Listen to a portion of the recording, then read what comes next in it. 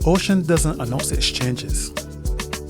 It shifts, quietly, constantly. And for those who study it, every moment matters.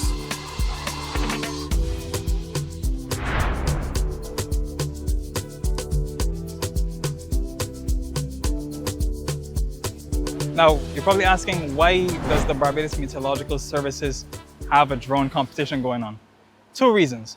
One, we believe that here in Barbados, we have a lot of intelligent individuals and a lot of local talent. And we've seen what the world is doing. We're seeing persons going to the drone space, and we believe we can do that here too. So we're trying to encourage persons with incentive to innovate here locally, to create locally.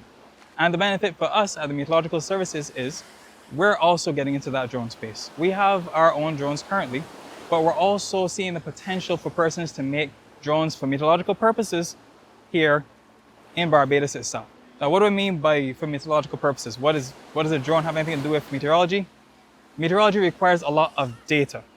For example, we know the temperatures around the island because we have our 3D pod stations, but we don't have much of an idea what's going on necessarily out to sea or in the air, except when we use our balloon or if we use satellite data. We also use our radar as well, but nothing beats data in situ. Hence, we're trying to get drones now. We're getting into that drone space. We have our fleet of Autonauts currently. They go and they collect data for us, but we're looking to see if we can also make something here. So we started this competition. Again, we're trying to get innovators here in Barbados, and we're trying to get our needs met here at the Met Office for our drone production. In Barbados, understanding the sea isn't optional, it's essential. And innovation is changing how that's done.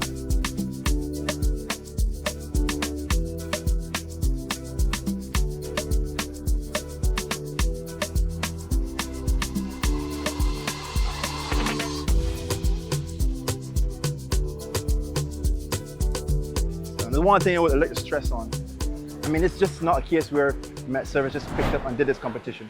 There's so many moving components and parts to this. There's so much regulatory pieces we have to fulfill and step through, etc. For example, the BCAA, the Prime Minister's Office, our own ministry, of course, is extremely supportive of this kind of initiative.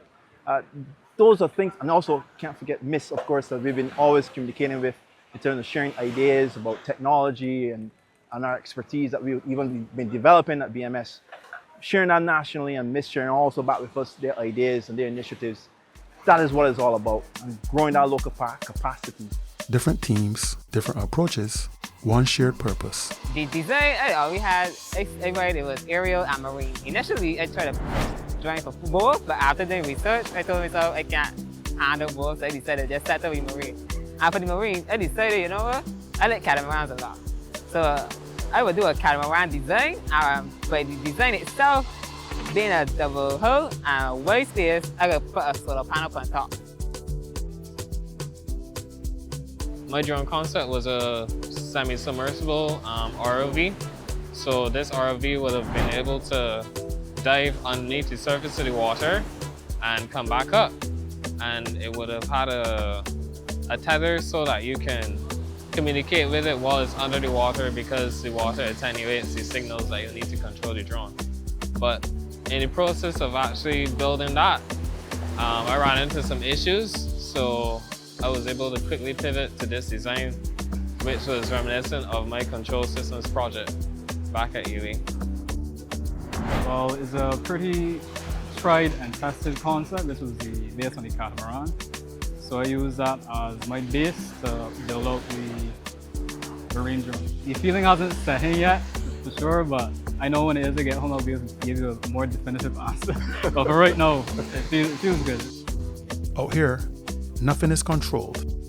Every design is tested in real time, and every adjustment matters. On the surface, small machines. Beneath it, a deeper purpose.